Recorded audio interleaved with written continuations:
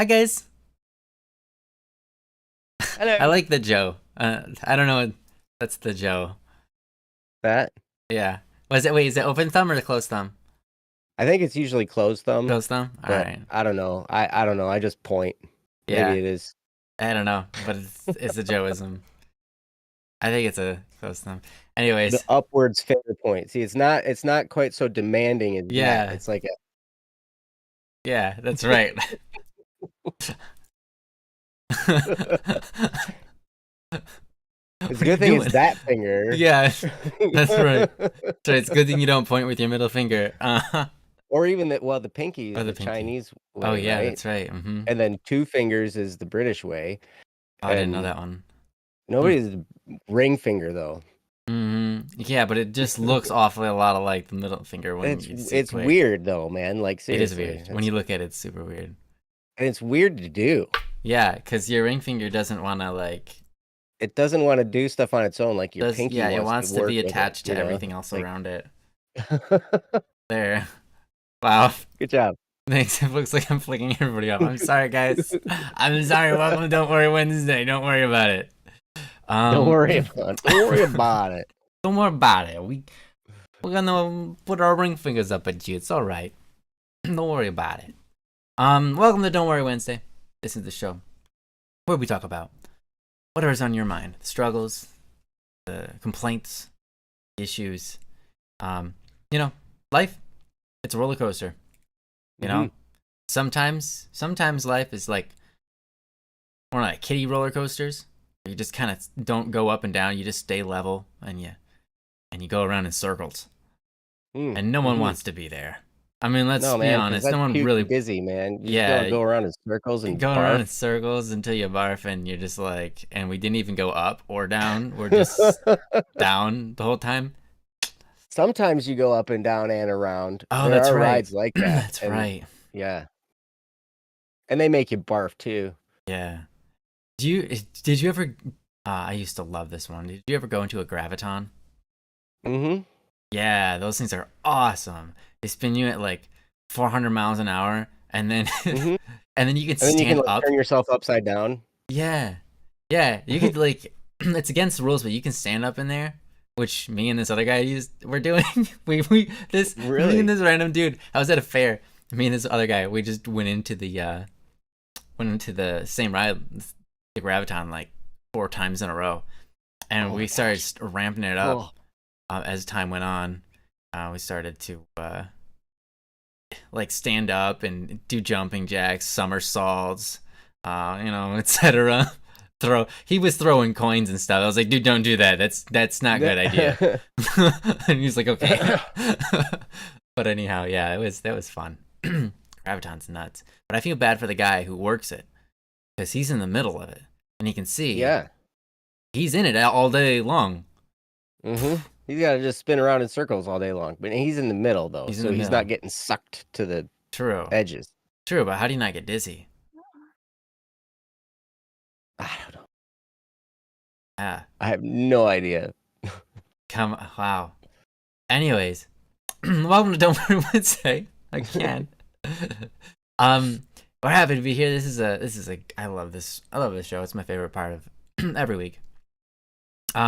If you have a topic you want us to cover, whether it be, anything from, a recent death in the family or a lost pet, to don't know what to do for next summer break.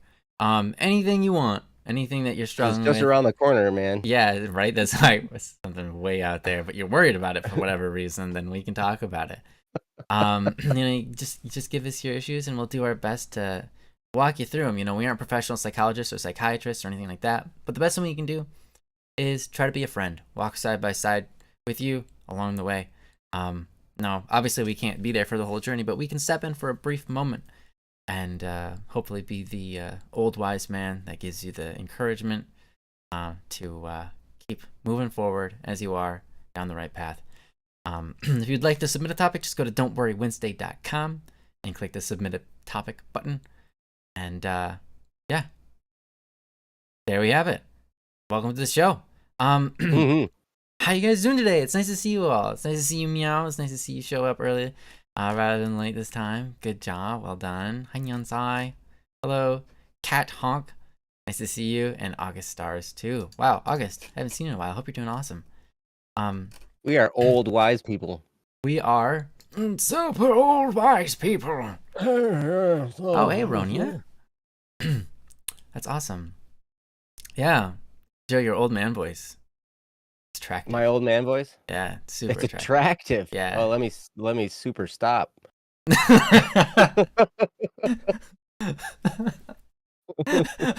That's right. You don't want to be attractive. Okay, my bad. It's super gross. Keep doing it. There we go. Yeah, that's it. It's the spot.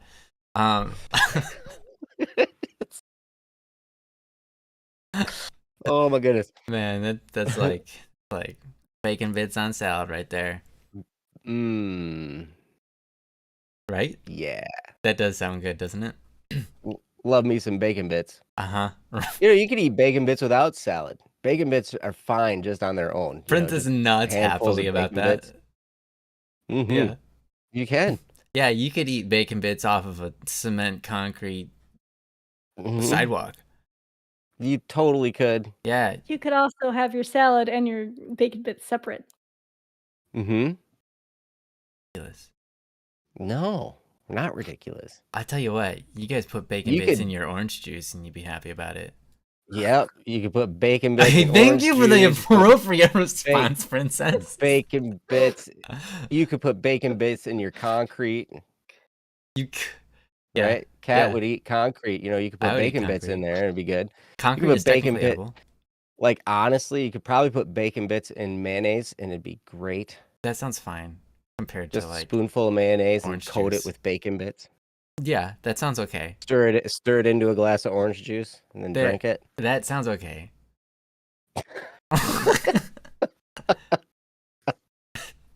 If you're psychotic.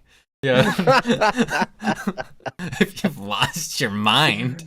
Nothing beats mayonnaise and orange juice with bacon bits. Awesome. Wow. Fantastic. Now that we've talked about all that gross stuff, how you guys doing in the chat? And how are you doing today, Joe? I am fantastic. How are you? Fantastic as well. It's actually a really great day. Having a great day. How about you, Princess? Good. Doing well? Yeah, I'm doing well. Awesome. I didn't give you an option about how you're doing. I just asked if you're doing well. For some reason, you got the short end of the stick on that one. Sorry about that. No That's option. Okay. It's been a good day. Good. Well, how about eating cereal with a wrench? Well, we've done that before. You've seen that. Gone down that road. Works. Takes a while. It's a bit sloppy. But that's okay. That's okay. It works. You do it. It was such a nice day today. Awesome. Yeah. Seems like everyone's having good days all around, which is great. Glad to hear it. Sorry to hear about your cousin though, August. Oh, I didn't hear that. I didn't read that one, I guess. Ooh. August said, "I'm doing well. Hello, hello. I had a laboratory interview that went well, but my cousin had a bad fall." Oh no. Mm. I hope that they're all right. I hope that they'll be I all hope right. their They'll I recover hope their quickly. winter's better. What? Sorry. Dad joke. My Oh, bad. bad. Yeah, spring, summer, winter, fall. Fair enough, Joe. Well then. Bad. You know, I'm fired. You're fine. All right. Welcome to Don't Worry Wednesday. It is just me here, and I'll just stand real still. Yeah, there you go. Perfect. Just have yeah, you on screen there and you then go. switch to Princess once in a while. Yeah, That'll be good. and when you I'll talk, mute myself, and then when I talk, you won't even hear anything. It'll be perfect. oh my god, no, we're so happy to have you. I don't know. I would never want to do this show without you. It's great to have you, man. So on that note, it's great to have you too. thanks. Why don't we do the show? Why don't we have a time? Why don't we have a time? We yeah. could totally have a time. Let's have a time with these times. Make the time timely.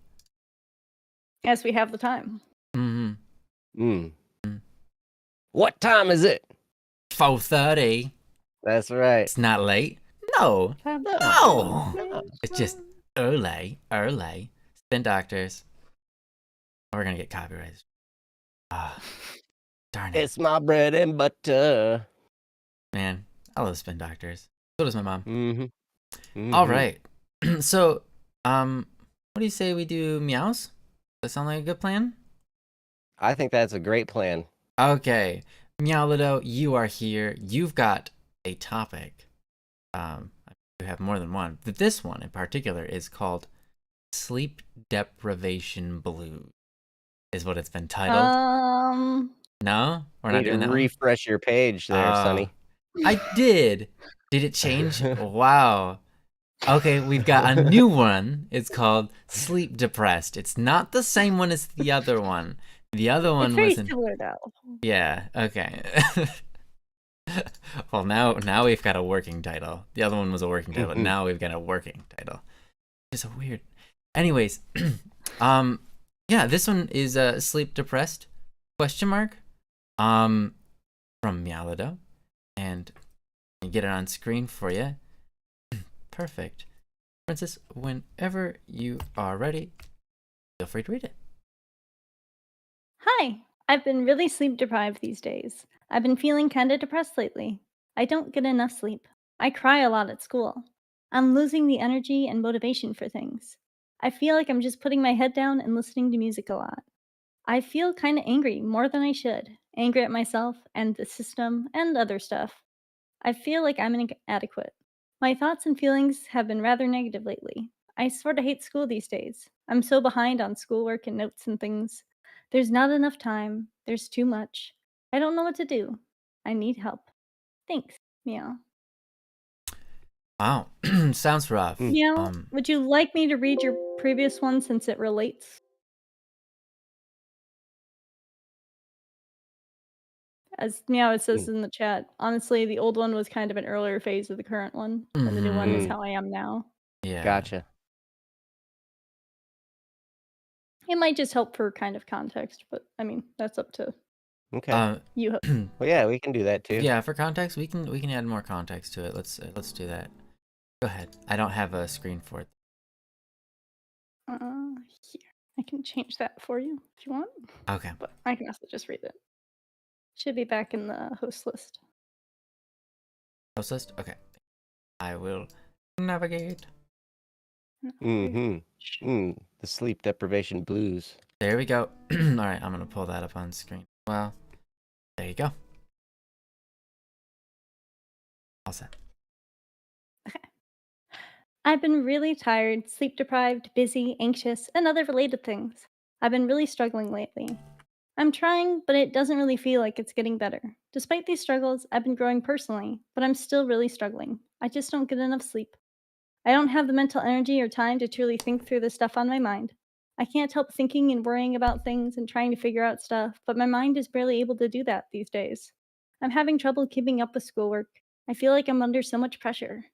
I just feel so burnt out and drained and physically and mentally exhausted. I'm trapped in this cycle and I don't know what to do. Please help. Thanks. From Meow. All right. Yeah.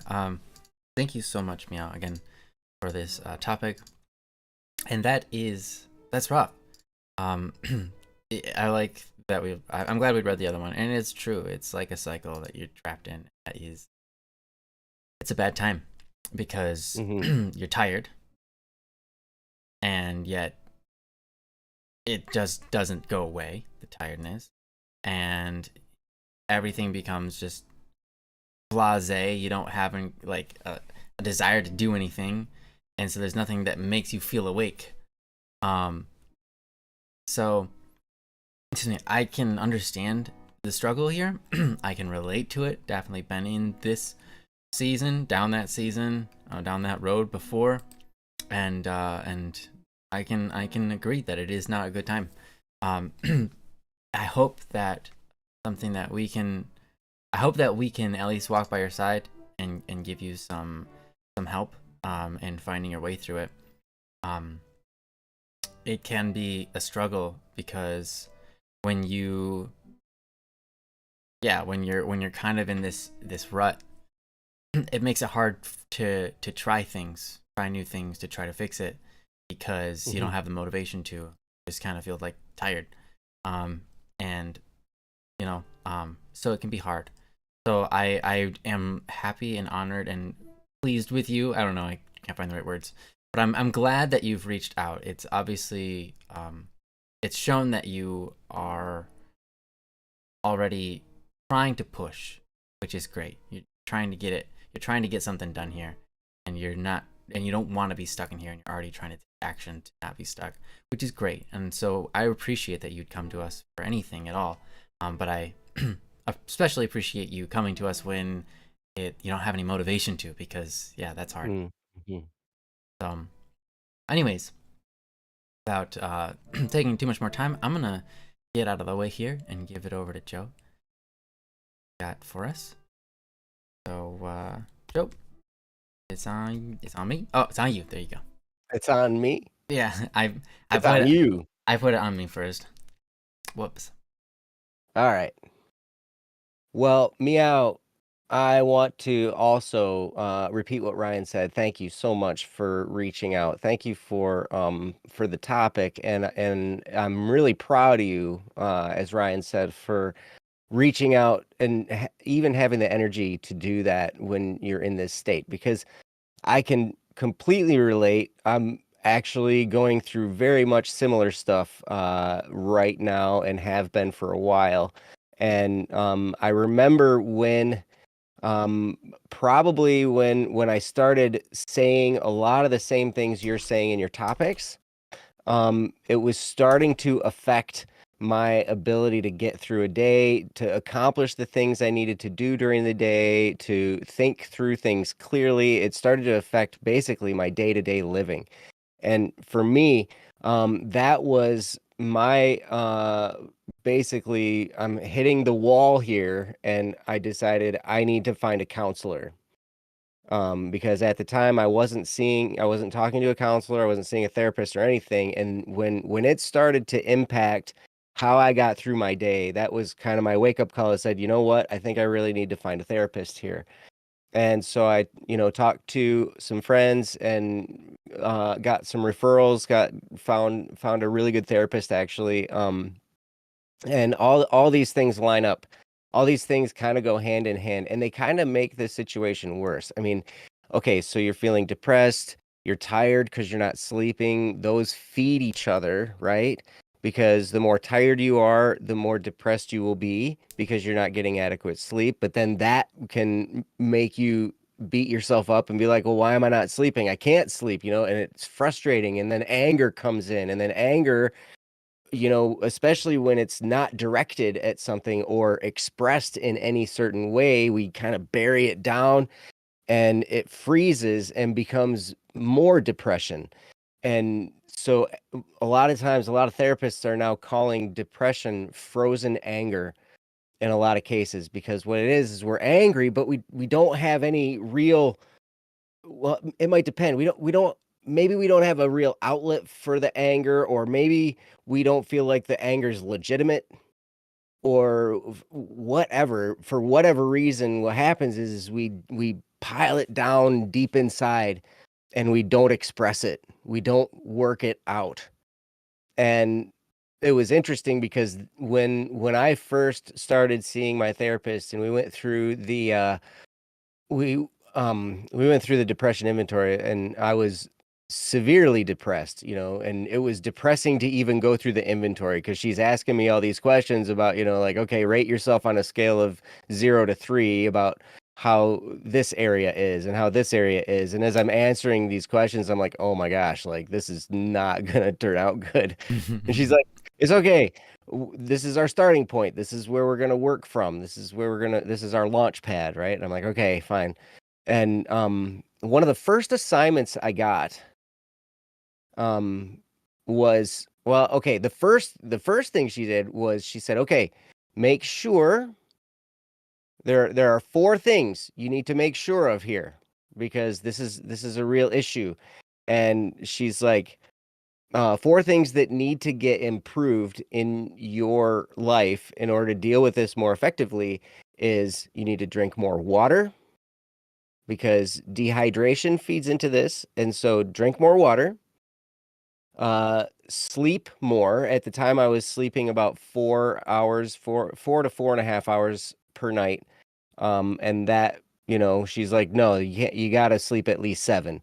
I still haven't quite gotten to consistent 7 hours of sleep every night, but I'm doing a little bit better. At least it's usually like 6, and then sometimes it's 4. But I've been in the habit of sleeping 4.5 hours for years. And so my body just wakes up, and so then I don't want to go. And so she's like, okay, well then you need to lay there and go back to sleep, or get up and then take a nap later in the day, so you can get 7 hours of sleep in a 24-hour period. And it's best if you can get all 7 at one time, but if you have to split it up into 2 sleeping sessions, that's fine too, but basically don't do 7 1-hour sleep sessions in a 24-hour period. Like try and have, some extended time in there. The other thing was eating. What kinds of foods are you eating? Try and avoid sugar, was her advice to me. And I had already kind of been doing that. I have a diet that's pretty high in proteins and fats and pretty low in sugar. But I still do get carbohydrates. I didn't go full keto. I did for a while, and I just felt weird. So all 3 macronutrients are good to have: carbohydrates, proteins, and fats. But you can go higher on the proteins and fats and a little bit lower on the carbohydrates, and you may find your energy levels going up. You may find yourself being less hungry more of the time, and you just might have more energy. At least that's what I found in my experience. And then the last thing was exercise. Do something, move your body somehow. And if you aren't interested in doing anything vigorous, then you can start with just doing some stretching, some light body movement. You can find Tai Chi or yoga videos online, whatever, something that gets your body moving. And stretching is a great relaxing way to do it. But also, if what you're finding is that anger is a real problem, doing vigorous exercise while angry can be very, very effective. And this was like the second assignment I got from my therapist. The first was, okay, monitor your sleep, monitor your water, monitor what you eat, and monitor your exercise, and try and make sure that all 4 of those things are, good, that you're doing all 4 of those. And then the next one was, all right, here's the thing. You have this depression. And she talked to me. She figured out what the roots of my depression were. She got to the bottom of a lot of the things that were going on in my life. And she found out, yeah, you have a lot of frozen anger. There's a lot of stuff going on in your life that has legitimately made you angry, but you haven't had a good outlet for that anger. And so you've buried it and frozen it. And then now it's frozen and become depression and it's eating you alive. And I'm like, yeah, absolutely. And so what she said I needed to do was do things to make myself angry. Listen to music that makes you angry. Think about things that make you angry and let yourself get angry and feel that anger, feel that kind of burning, that boiling inside, and then go do something physical with it. Go do some kind of vigorous exercise, push-ups, running in place. It doesn't have to be going to a gym. You don't have to spend money to do this stuff. You can punch pillows. You can just punch the air. You can punch and kick the air. In my case, I had already been doing Taekwondo for a while. And so I had a whole bunch of different things that I could do, like that was related to Taekwondo, with punching and kicking and just basically shadow sparring the air, and and stuff like that. Another thing was drumming. If you have a drum set available or something like that, that has been super helpful, because drumming is a very physical thing, and it's also musical. It's expressive. So you can express yourself and do it in a physical way, because you're moving your arms and your legs, and you can get really animated with that. But so she said, okay, make yourself angry and then do some exercise, do some sparring, do some, some push-ups, do something vigorous, go do some drumming, something like that, to just burn off that anger and burn through the anger. Because what you'll find is then you'll be in a more relaxed state after you burn off that anger, you burn through it. And then what'll happen is your mood will increase, and all these other things, the water drinking, the sleep, all that stuff will start to line up better. She just told me, actually, in our last session this past Friday, that she was talking to a friend of hers, a therapist friend, and this other therapist was saying, yeah, and he was an actual psychiatrist. My counselor is just a licensed public counselor, so she can't prescribe medications or anything like that. This person she was talking to is a psychiatrist, and he said, if I could make a pill that was exercise, then I would do that. Then I would give that to people. I would prescribe them an exercise pill that would give them the effects of exercise, because that can combat depression better than just about anything that he knows about. He prescribes antidepressants all the time.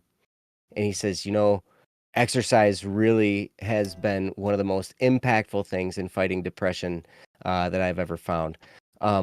So, yeah, I see you in the chat. Drumming would probably make me feel like I'm not very good, like I'm bad at drumming.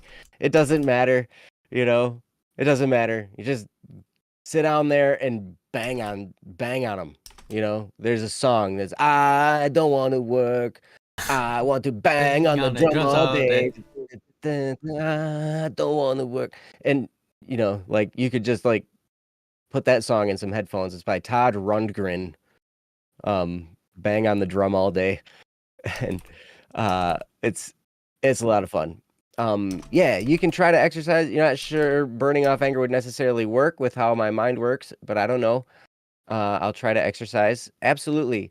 Here's the thing, though. Here's what I would highly, highly, highly recommend to you, Meow. And that is, I would recommend finding a counselor, whether it's a therapist, whether it's a psychologist, a psychiatrist, or just a licensed public counselor, or even a school counselor, somebody that you can talk to and talk through these things that's at more of a professional level, that you can talk through these things with, because all I'm relating to you is the stuff that I learned from my therapist. But my therapy was geared specifically toward what I was dealing with, what I was going through, and my particular issues after she had interviewed me and gotten to the root of what the causes of my depression were. And she, gave me this, custom plan of how to fight my depression based on the background that she learned from me. And I'm not a therapist. Ryan isn't either, and neither is Princess. None of us on this show are licensed therapists. We don't have the education to dig into some of these things as deeply as a professional would. And even So if I we would were, we aren't in a setting where we can interview you and figure you out. Right. Not on this show. Absolutely not. We would have to, there'd have to be a series of appointments where we actually ask you the questions to get to the bottom of what's going on and get to know your personal, unique situation of what's going on and how you can deal with some of this stuff. Your situation, I'm sure, is much different than mine. The feelings may be very similar. I know depression stinks, but the causes, I'm sure, are probably different. Mine was brought on by, a really, really difficult relationship, difficult marriage, and culminating actually today where I was in court, and now it's actually been finalized, which is pretty cool. But it's a stressful, emotional, angering situation. And whatever is going on with you, I don't think you're married or looking at getting divorced. But something is going on. There are stimuli in your life that are causing these things. And what this therapist will be able to do is help you zero in on those things and help you reframe your thinking about what it is you're going through, in addition to any type of therapy that's helping you to sleep more or helping you to eat better or to move your body more, to exercise and work through this stuff.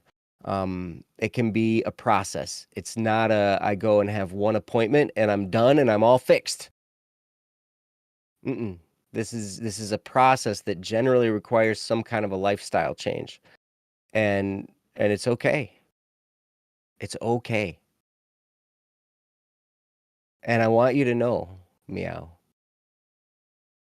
that because you're going through this, just because you're going through this, it changes nothing about your value as a human being. It changes nothing about how important and integral you are to the world around you. You are valuable. You are infinitely valuable. And you are loved by people you may not even realize that you're loved by. And there are people that care about you and that want the best for you. And working through this stuff may take time. And I would highly recommend therapy. And you can go back and listen to some of the other tips that I gave you as well. But I've already talked for a little bit, so I'm going to turn it back over to Ryan and hear what he has to say. So I'm hopeful that you're able to grasp a little bit out of what I said, Meow. And here's Ryan. Ryan? Awesome. Thank you so much, Joe. I think you covered a lot of ground, which is fantastic. Doing that. And I mean, I agree with everything you said. I've actually never had a therapist. So I can't really speak too much on the topic of therapy. It doesn't mean that, I mean, we've all got different problems. We've got different things we got to solve. Doesn't mean that therapists aren't necessary. Just that I've never had one. So one thing I've got to ask you, Meow, if you don't mind me asking about your day, or your week. Do you take one day off a week where you don't do anything? Because let me just go down. I mean, I didn't pull up the studies here for you, but a study was done. And this study has been done over and over and over. And there are great examples of this study in real life. Not just a scientific study, but like actual examples. So I'm just going to use an actual example. You never do a nothing day. Okay.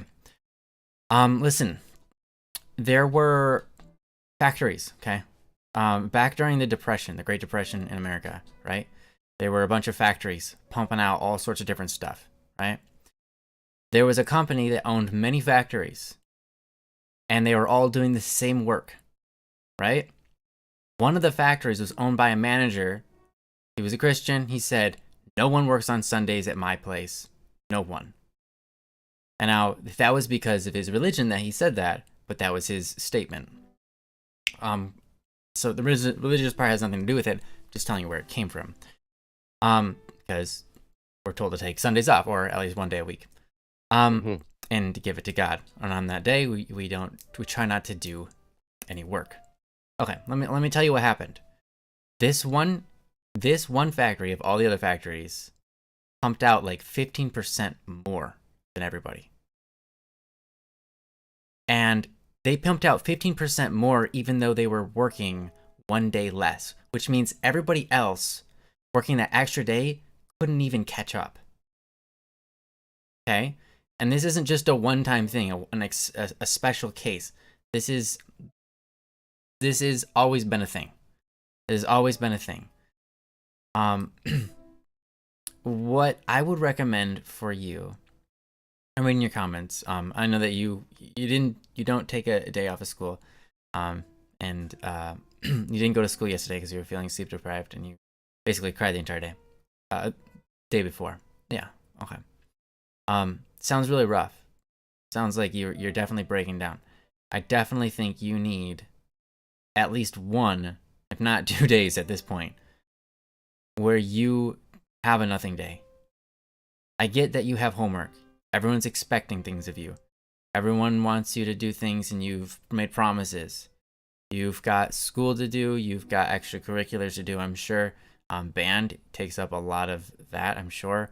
But you need a day where you are scheduled, where you are obligated to not work. The only thing you do on that day is you can spend time with family. You can play. You can try to enjoy yourself. You can wake up slow and make a cup of tea or whatever you want to do. Take it easy. But the point of that day is you are obligated to not work. And you might be wondering, like, how is this supposed to help? Because I can't even catch up with all my other stuff going on. I can't catch up on sleep. I can't catch up on my work, my homework, etc. But I just told you an example, a real life example.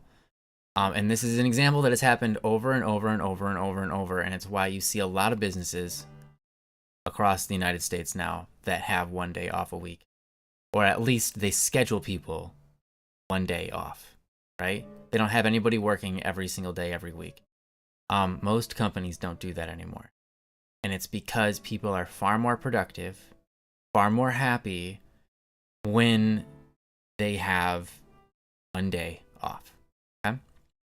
So, if I can do anything for you, it's to get you. Can you work on songs? Yeah, that's hobby. That's totally fine. If you enjoy working on songs and it doesn't feel like you're working. But if it's for school or anything like that, do not do that. Thank you. Yes, absolutely. If it's for school, if it's like some sort of thing where you're pressuring like yourself to like, oh, I want to do it for YouTube or whatever, like that's again a moment where you don't. You need to have rest. And I know I've partly talked to Meow a bit before Don't Worry Wednesday about the topic a bit, and it's there but some days in the schedule where he has late nights and then has really early mornings every morning. And if you're really struggling with sleep and you're struggling with keeping up with stuff, you also might have a case of too much stuff on your plate. That happens. I know sometimes it's, oh, I really want to do all these things. But at the end of the day, you also only have so much time in a day to do stuff. And it's really important to be getting rest, both of the sleep variety and of the I'm having fun variety, because you can't constantly be at work. It again, as you've spoken, it can really burn you out. So anyway, that's just where I'm gonna pop in and pop it back to you. Oh yeah, no, thank you. Thanks for saying that. Absolutely. And as Nyansai said, make sure, if you can, try not to think about work that you need to do on that day. Just do your best to relax. Because yeah, if you're too worried about what's coming next the next day, what's coming the next day, you got an issue. Your mind is never settled. I think at that point it's going to be, of course, you're going to be feeling depressed and worked and like you don't have enough time, because that's all your time is spent on, right? Thinking that you don't have enough time. What you need to do, and it's really hard, is just give it up. And that's hard because it requires trust. You see, I'm Catholic, of course, and you know that. One thing that we say, oh, everything froze. Oh, hey. You're not frozen on my end. It must be your computer. Okay. Apparently, I think they can still hear you. Okay. Weird. Well, hold on. Let me see if I can. There we go. Got it going back. Okay, cool. We go. Static is not dynamic right now. Correct. Static was very static. Good. Yeah, that's. I love it, Sally. Thanks for the reference. So, where was I? Oh, in the Catholic faith, we have a line. Fear is to not trust your hand, or sorry, is to not trust your life in the hand of God. Right? To have fear is to worry. To worry is to have fear. To have fear about the future means that you don't trust God, essentially. Now, I recognize, Meow, you're not religious, at least not right now. But I think you're agnostic. I could be wrong. I don't know. You can share if you want to. But the point remains the same. Even if you're not Christian, the point remains the same. If you are worried throughout your whole day and you're just thinking about whatever, you're thinking about where you can't be. You're thinking about things you can't do. You've got things wrong in your mind. Because here's the truth. You can only have influence on the present. You can think about the future, and it's good to. It's good to plan. It's good to figure out what you want to do with your life. It's good to do those things. But if you can't do anything about what the future has, like at that moment, if you're sitting there worrying about, oh, tomorrow I've got to do this and that and this other thing, and I'm not going to be able to do this on time and all this other stuff, you have to let go. Because the truth is this: when you let go of things, everything gets easier. There's a lot less attachment. There's a lot less worry. You're free to do those things rather than having to do those things, right? It's a lot better to be free to do something than being slave to doing something, right? Even if it's the same thing. Like, I am free to go to band in the morning, or I have to go to band in the morning, right? Two very different outlooks, right? Two very different feelings. One is a stressed and tired feeling because you have to do it. You don't get a choice. And you say, yeah, I am slave to do something. Absolutely. You are slave to school. Absolutely why I hate public school. It's true. But your mindset is immediately tired when you think about it that way, right? When your mindset is, I have to do this thing, I don't have an option, what energy is there to give you? Like, you're not free to do it. You're not choosing to do it. You are made to do it, whether you want to or not. So you come in without your energy there because you just have to be there, whether you want to be there or not. You just have to be there. So you just like, okay, well, I'm going to zone out. I'm going to energetically disengage, right? So my energy is disengaged. I'm living my whole life with my energy disengaged because I don't want to do any of this stuff, and I've shut down, right? This can happen emotionally. This can happen with your energy, like, you know, what you're fueled about, what you're excited to do. And you can get into a zone where you just like everything is low energy because now you've lived an unhealthy mindset for so long of, I have to do this, I have to do that. And they just pile up. It's like, well, I have this thing to do, and then I have this other thing to do. It's like they just keep on adding up, right? And you don't get the time to say, You don't feel like you have the freedom to say, I get to do them. You don't have the freedom to say, like if someone tries to help you, right? And it's like, hey, why don't you, try doing this? Or why don't you stop doing this activity? It's hard because you're being put slave to them. You're not free to make choices. So you just have to do them. And so those recommendations that people have, like, hey, why don't you quit band then? They're like, well, I can't do that. Right? Why don't you just quit band? That I say give you the energy it'll I'm not actually saying this, by the way, but if you quit band, right, then you don't have to wake up so early. You have time to sleep in, right? Then you don't have to go to bed at 8 o'clock in the morning or at night. Yeah, you like band though, right? Mm-hmm. Good. That was my favorite part about school too. That was my favorite part about school too. So I like that you say that. I like that you say that, Meow, because that's the mindset you need to have. I like band though. Good. Keep band. Right? You don't have the option to quit the other stuff, right though? Isn't that annoying? Like, what about math? What about the rest of school? Like, can I just go home early? It's like, no, you can't. I get it. I get why you're in the mindset you're in. Yeah, I hate school. Band is awesome, even though hours are ridiculous. Yes, absolutely. I agree. Okay. So what you need to do is give it up.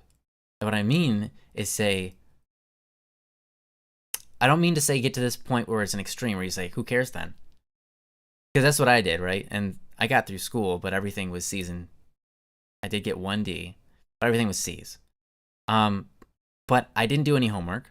I passed all of my classes on tests alone. The only homework I did was the work that I could get done in class, and if the like page was not finished, the page was not finished. I turned it in anyways. I was like, I am not doing it at home. And you know what? I was happy. I was fine with that. I didn't feel stressed. Am I recommending you do that? No, because that would be me recommending you get bad grades and not do your homework. I'm going to tell you to be a better person than I was and try to do your homework. Ooh, go Ryan. Yeah. No. But what I'm trying to say is you might need that mentality of letting things go. And the only way to get that mentality is to live it out. You can't convince yourself of something you're not actually doing.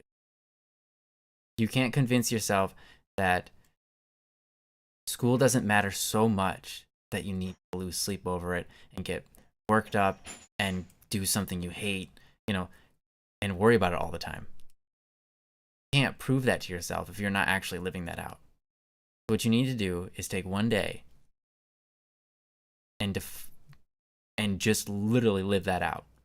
Where you're like, school doesn't matter. Today's my day to rest. In fact, nothing is more important on this day than for me to rest. This is my day of rest. Mm-hmm. This is my scheduled, obligated day of rest. And the only important thing on this day is that I don't work.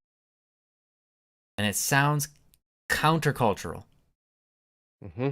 Sounds absolutely not crazy. The American way. Right. But I can tell you that it is good. And it helps a lot. Yeah, your parents might get mad at you for that, right? It's countercultural. That's what I said. It is countercultural. Everyone wants to, but your value is based on the work that you do, right? That's what the culture believes. The work that you do is what determines your value. So if your job, your title, whatever that is also part of how important you are, right? We don't want to follow those rules because those rules are messed up.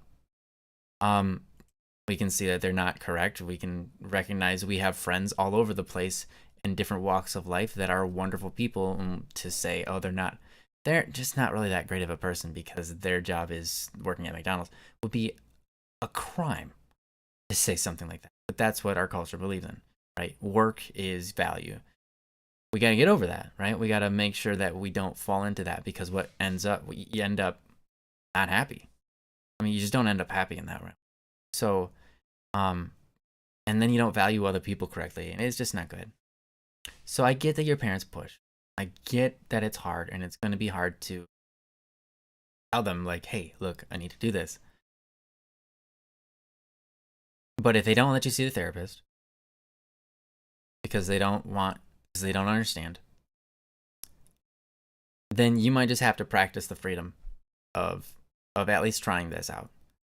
It might take, again, you're trying to convince yourself of something by acting it out. Being able to let go of your work so that you actually can rest your mind.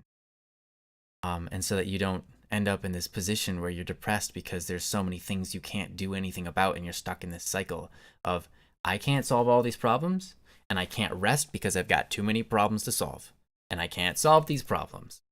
And so you end up in that cycle, right? And you need to get out of that. And so it might take a month, but it might take a little bit longer. I don't know how long it will take for you, but it is important one day and say, my only goal on this day, the most important thing. It is more important than all the work that I could get done on this day. It's more important than anything is to rest on this day.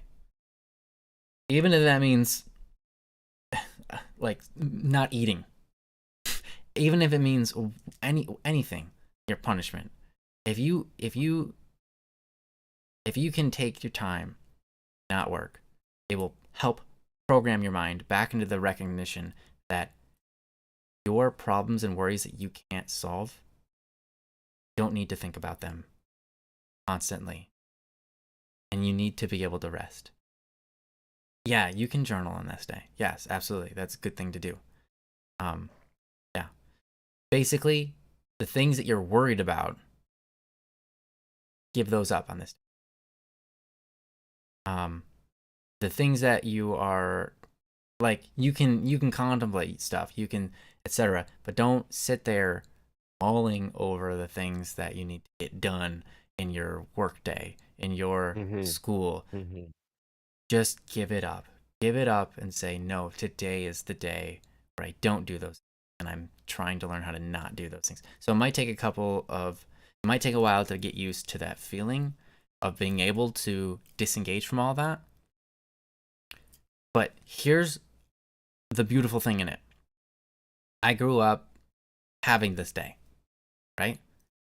And what it allowed me to do was it actually increased self-control. It increased my personal self-control in handling stress and handling overworkedness when I'm overworked, handling things where, because I have had a lot of this experience of taking a day off and disengaging, it allows me, when I'm working, even on work days, I can recognize, okay, that's something. Okay, that's too much. It's overloaded. I'm just going to disengage that. Let's solve this problem, right? And then I'm stress-free because I'm not worried about the stuff that I can't do anything about. And it's super easy for me to just let go. But that's not easy for the rest of the world. It's not going to be easy for everybody. It does partially count on personality, but that's something it's a talent everybody can learn. But if you don't grow up in an environment where you've never been able to do that, then it's going to be hard. Of course it's going to be hard. You've never been allowed to do that. You've never been given the training to do that. And so I would recommend having the training to do this. You can count this as a training period, if you will, because being able to disengage from the things and worries that you cannot do anything about it does so much for you and your ability to rest and your ability to get things done and your ability to solve things one at a time and focus on just that one thing. Am I perfect at it? No. I'm not perfect at it. But I recognize that doing this thing has helped me immensely. And that is that thing being taking a day off. So there have been times in my life where I hadn't taken days off, and there have been times where I do, and I'm sitting here just recommending it. Okay, I'm enough on this. I'm sorry for talking about it for so long. I recognize I went in circles with it, but I think it's really important. It's really helpful, and it's the best thing I've got for you. I don't really have much else, but that's the best thing I've got for you. So that's why I'm pushing it so much. And so I apologize for over pushing. And I recognize it can be a challenge to do something like this, but give it a shot. Give it a shot. If you can't, if no one's letting you see a therapist, right? Because Maybe they won't. Maybe they will. You can push them into it, but give this a shot. Try this day on Sunday. Perfect. That's a good day to do it. I would have been fine with any day, but Sunday's a great day to do it because there's no school on that day.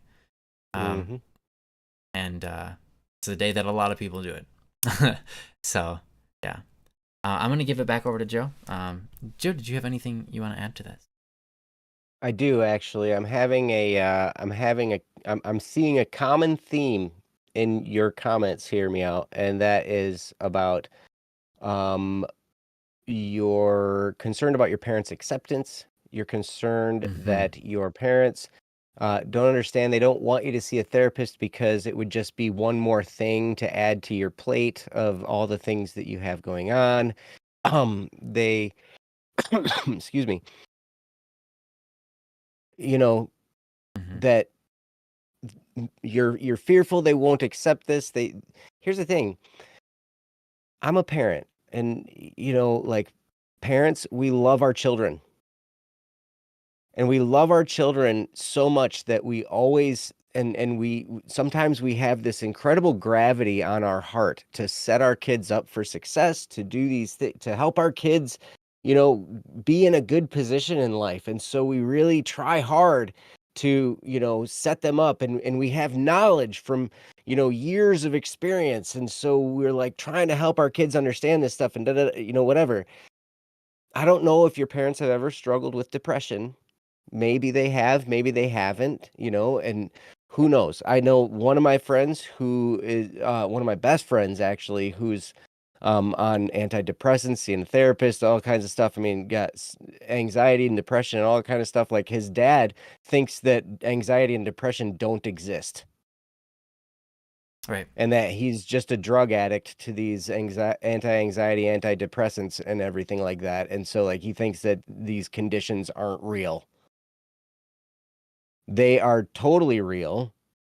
That, on my friend's dad's part, is basic pig-headedness. That's just pride.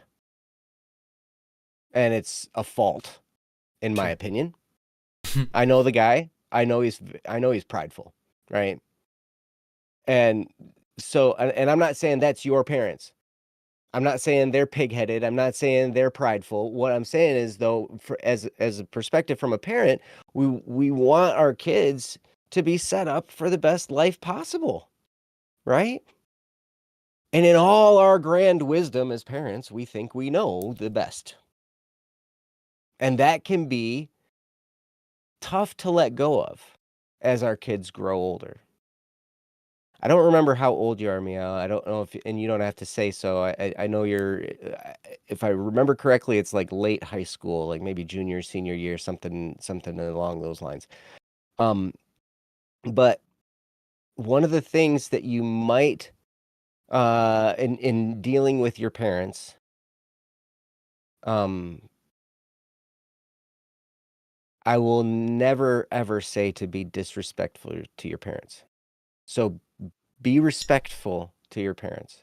Respect your parents, honor them. They're your parents. They provide for you. They do, they've done more for you than you may even realize, because they've done more for you that you don't even remember because you were too young to remember. Right? Like that time they changed your diaper, and that other time they changed your diaper, and that other time they changed your diaper, and the other time they changed your diaper, and the other time they sat up with you while you were sick. They did all kinds of stuff, right? I mean, your parents have sacrificed a lot for you. So honor your parents. But it doesn't hurt to ask sometimes, are you listening to me? Are you hearing me when I say I'm struggling? Are you hearing me when I say I'm struggling with all this stuff and I'm scared? And I feel depressed. Are you understanding me? Are you hearing me? Are you listening? It's okay to ask them those questions. That's not a disrespectful thing to say, are you listening to me? As long as you don't say it in a sarcastic tone, I mean, anything in a sarcastic tone is going to be disrespectful, right? Like, that's just kind of how it is.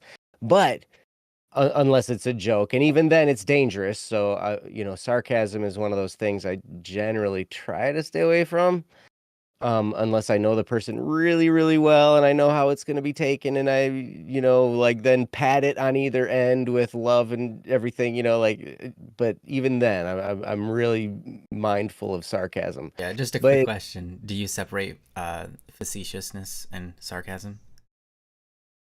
Are they different categories, or do you clump them together? they're kind of the same. They're related. Yeah, they're super related. I was just curious. Mm-hmm. Mm-hmm. Anyways, continue. Yep. They've done so much for me that I can never repay them. I'm reading your comments. And I stress sometimes about that I can never repay them. Like, what have I done to deserve all these things? Absolutely. You've done nothing to deserve a lot of those things. They did those things because they love you. And sometimes, as parents, we need to be reminded that we love our children, because we get caught up in, we think we're loving our children because we're setting them up. We're trying to give them the best life possible, and we're trying to form them. We're trying to help them find the right path, and that's love. But if we're disregarding what's going on in their mind and their heart, it's no longer love. It's more of a mission. And I have to challenge myself on this as a parent. I have a 14-year-old son. And so he's like, he's thinking for himself, and he's got a lot of stuff that he's thinking about. And like, my job is to help him navigate that, right? But also my job is to listen and to hear. And I'll tell you one thing. My parents, I first struggled with depression when I was in second grade, when I was 7 years old. And my parents took me to a counselor and they kind of they kind of tricked me into going to see a counselor. And I was not happy about that. Right? But then later on, I got to college, and I felt a lot of these same pressures that you're talking about wanting to please my parents, wanting to do the things that they say are important, wanting to go on this path that they've said I need to go on, and going to college and doing all these things and da-da-da-da-da, right? And in the middle of my freshman year in college, I was failing, I was doing horrible, and I had a massive nervous breakdown with massive anxiety and depression, and just hit the wall and ended up in the hospital because they didn't know what to do. When I had anxiety attacks, then I would just freeze and I would be non-responsive. I'd be breathing, but non-responsive. They didn't know. So they'd just like throw me in the car, take me to the emergency room, like do all kinds of blood tests and whatnot. Like, what's going on with our son? Right. And so, and that was crazy, but I was just like unresponsive. I was stuck within myself, like so far back in. So here's the thing, like, start by asking, are you hearing me? Are you listening to me? I'm telling you that I'm struggling and I'm trying to find an answer. And I think I need to see a therapist. And I will tell you this, in my personal case with therapy, that goes in my calendar first. And everything works around it because I know that's priority. That is absolute priority. Because seriously, man, if I can't cope or deal or somehow work through some of this stuff enough to get to the point where I'm functioning, then nothing else is going to get done well. All the stuff that's on your plate already that maybe you're overwhelmed about, and maybe Ryan's right, maybe some of this stuff needs to fall off the table. Who knows? You might need to pick and choose a few things that you let go of, right? But therapy is one of those things that's like, okay, that's a priority. My mental health is a priority. Because without it, none of the other stuff is going to get done effectively. I'm not going to be as good at those other things unless I can learn how to deal with this. And so they might not understand that. It's okay. maybe you are here to help them understand. And if you can have some nice, calm conversations, hopefully they can stay calm and just say, "Are you listening to me? Are you hearing me? I'm trying to tell you that I'm struggling. I'm trying to tell you that I'm hurting. I'm trying to tell you that I don't know what to do and I need to talk to somebody because I fear that I'm not going to get any of this other stuff done effectively unless I get this part right. Unless I get help up here."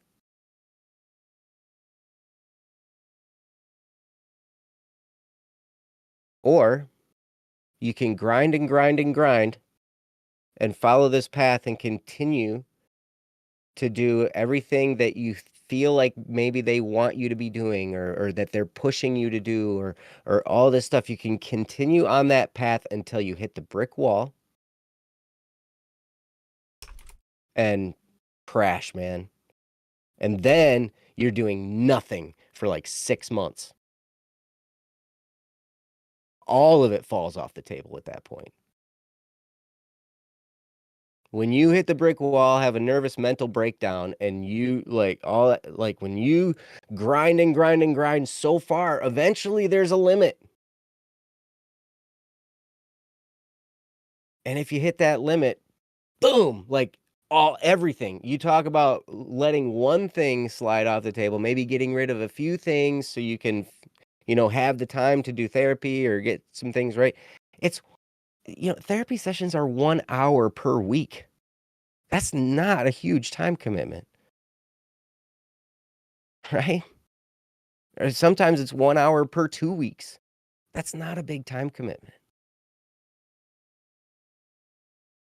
But if you continue along the path of, allowing yourself to succumb to the pressure of your parents and not, getting the help you need and not doing the things that are going to help take care of your mind,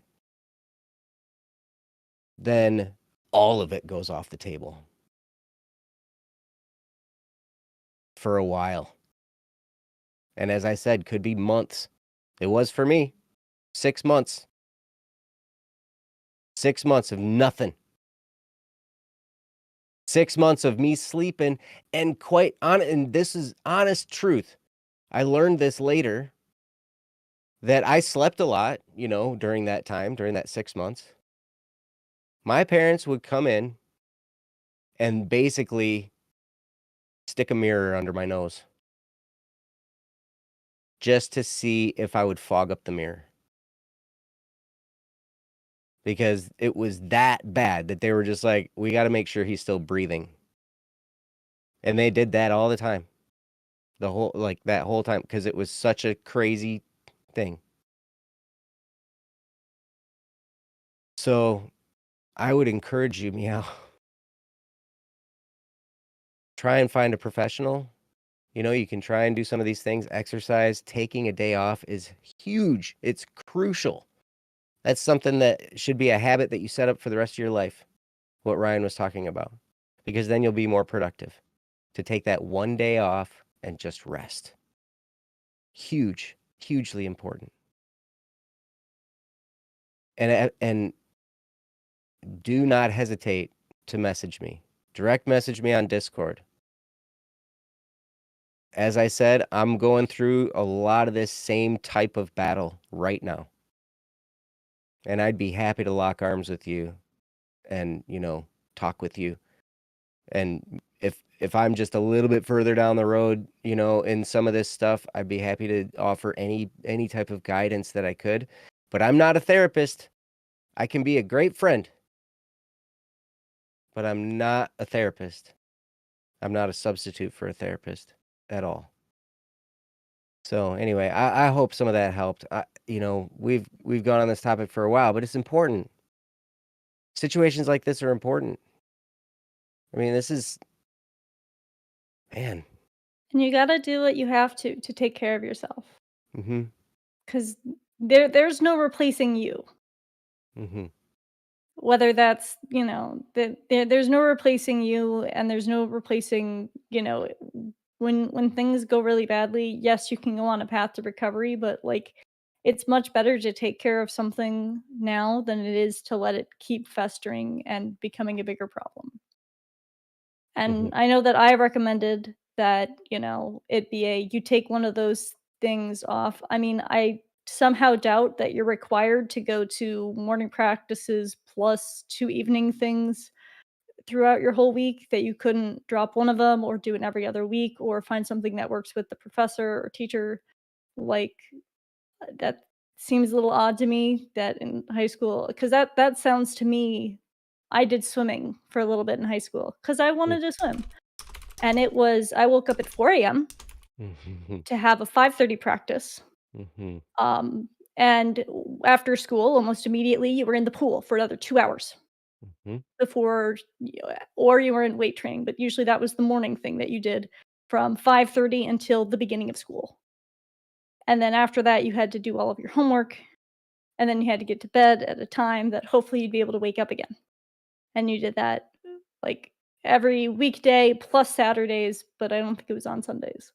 And it was just because Saturdays, actually, they did weight training, and then they did a long swim.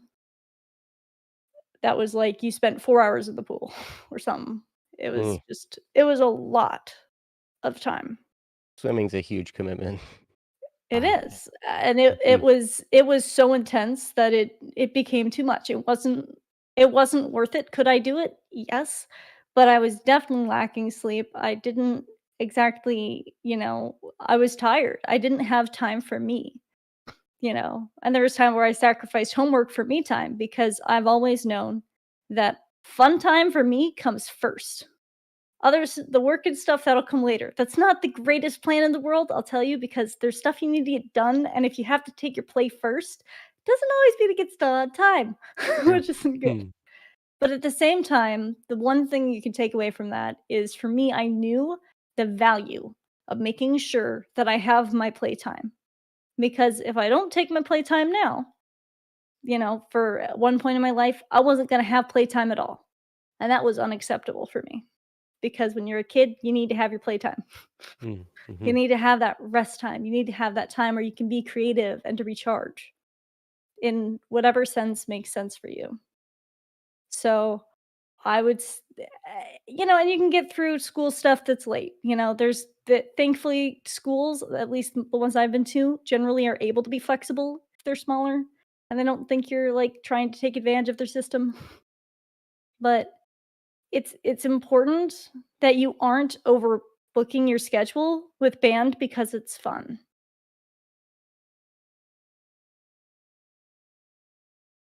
Because that's just one of the other life lessons, is that there's a lot of fun things you can do. I'm not trying to say that this is you, because again, I don't know your situation totally, I'm just saying from my experiences, there was a lot of times where I wanted to do a lot of things, but I didn't have the time or the ability to do all of those things. So, you know Yeah, I know it's not always fun. It wasn't It's always not fun always swimming, even fun. though I like swimming. But at the same time, it also wouldn't be as rewarding if you didn't have to put work into it. But on the other side of the coin, you also need to make sure that you have time for yourself that is away from that too, because you need a break from the hobbies too. Like if you have one hobby that's dominating your life. But anyways, that's all I'll put on my 2 cents for. So Awesome. Yeah. I mean, I don't want to go on the topic for too much longer. I just want to say one quick thing. Thank you, by the way, Princess. I appreciate that ad. And I just want to say this one thing. And Joe was hitting on it. I want to hit on it a little bit harder, if that's all right.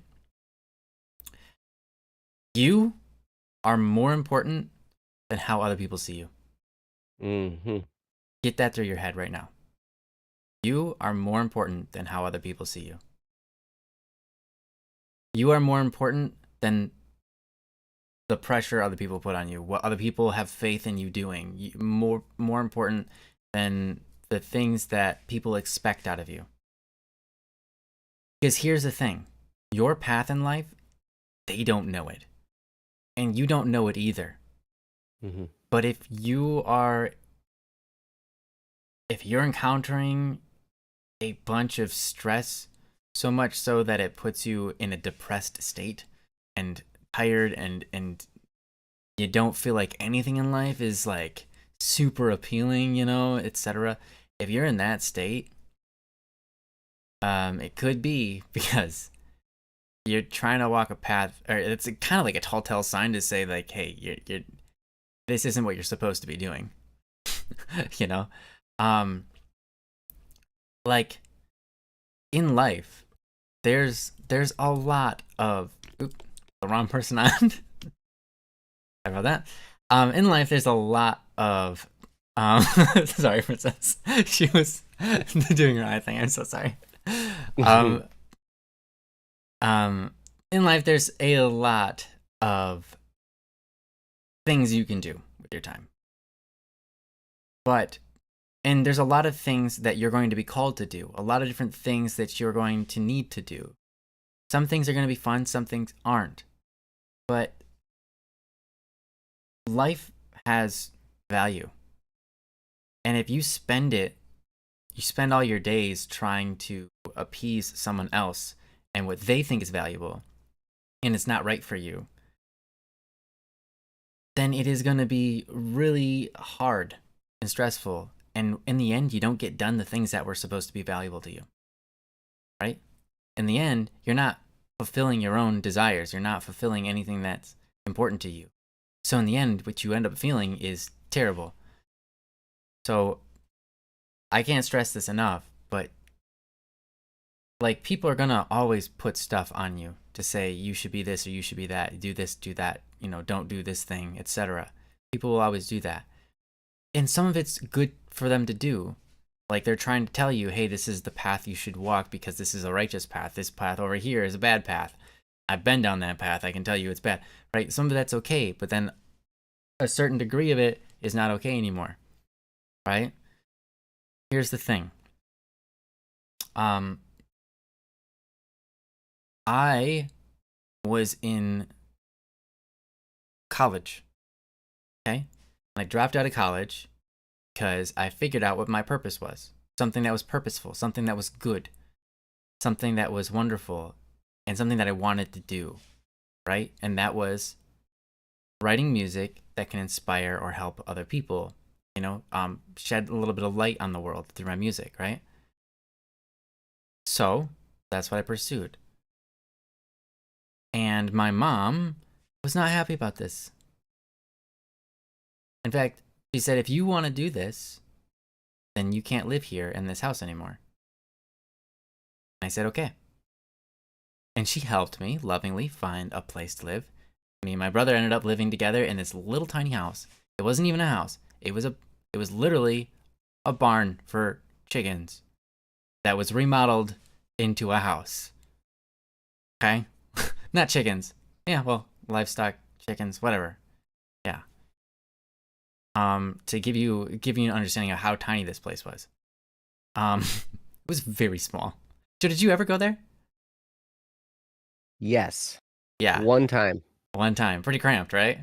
Mm-hmm. Which was I saw your setup with your keyboard took up like most of the kitchen. Yeah.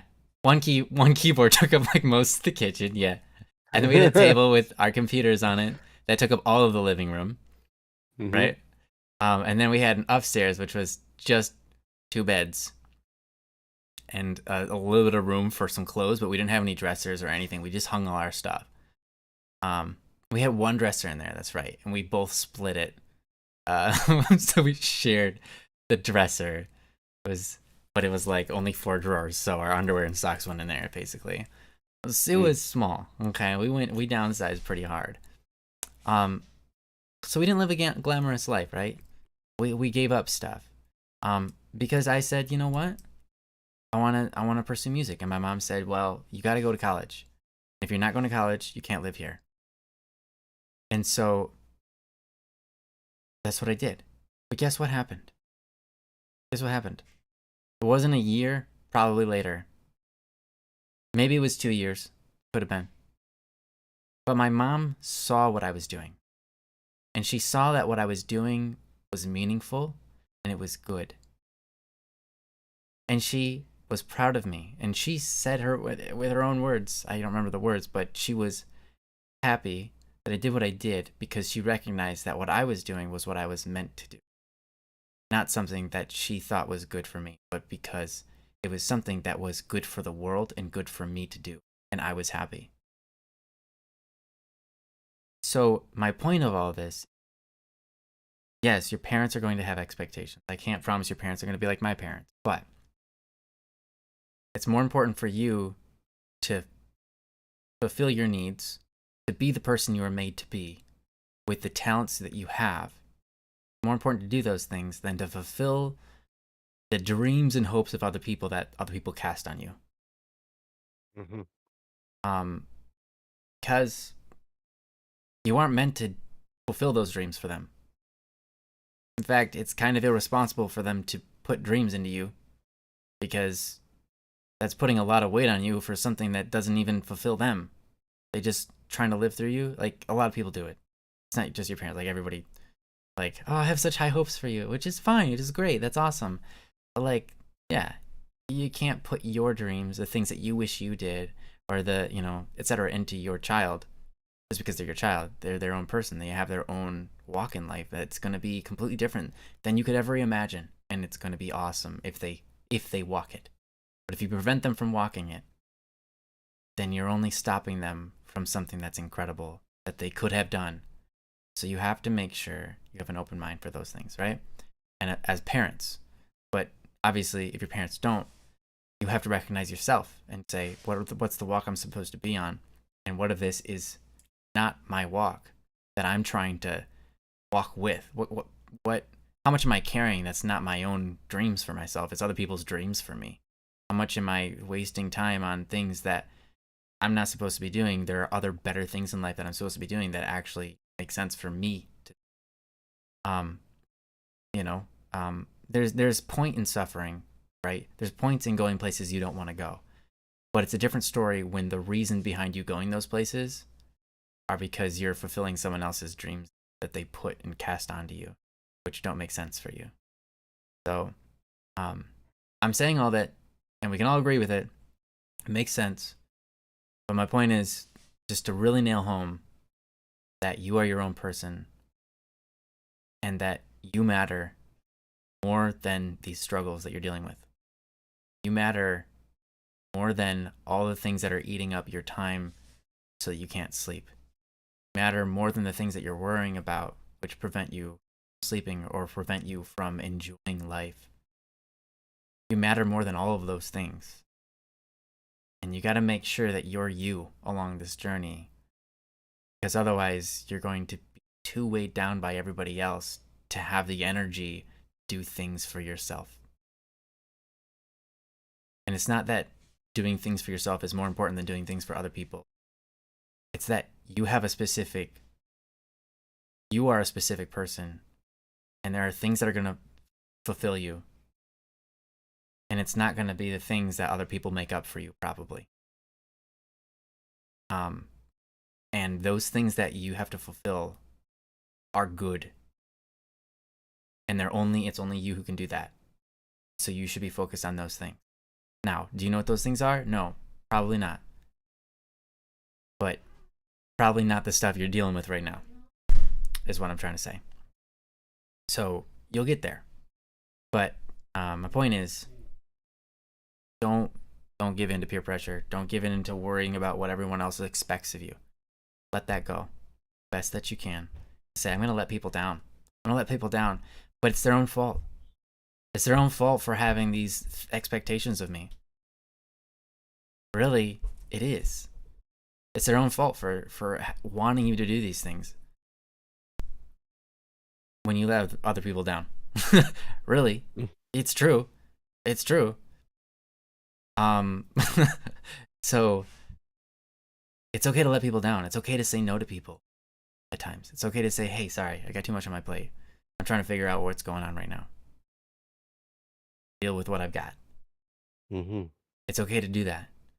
And it's hard to do that because, especially if you're a people pleaser like me and like Joe, and I think like a lot of us here, I think a lot of us are here that are that way, honestly. we're all people pleasers here. I think every one of us here in this chat, and Princess too. So, so yeah. But my point is like, it's okay to please people, but don't quit your journey to please other people. Your journey is super important, and only you can do it. You're put on here on this planet for it. So do your journey. You can please people with your journey along that path, along the way. It's gonna be amazing.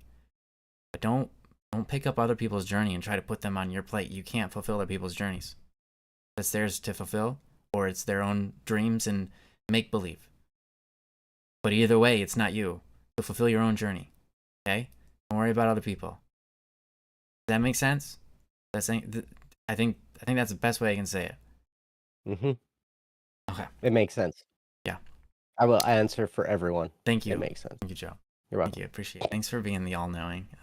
The all-answering, at least. Maybe not the all-knowing, right? Because you don't even know the color of my... Dude, I don't. In fact, it's crazy because you try and convince me of the same stuff you're just talking about just now, and I reject it internally too.